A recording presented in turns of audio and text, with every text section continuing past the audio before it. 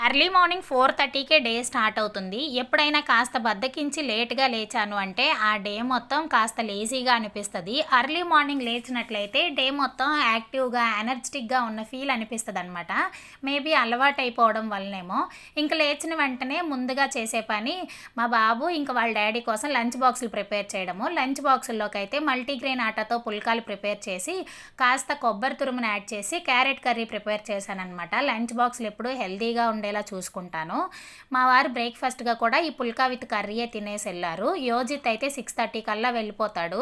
Early morning ఇలా తినాలి అంటే ఇబ్బంది పడతాడు. అందుకని చెప్పేసి తనకి బ్రేక్‌ఫాస్ట్‌గా బాయిల్డ్ ఎగ్ అలాగే మిల్క్ ఇచ్చేసి ఏవైనా కొన్ని నట్స్ ఇవ్వడానికి చూస్తాను. కిస్మిస్ లేదా బాదం అలాంటివేమైనా.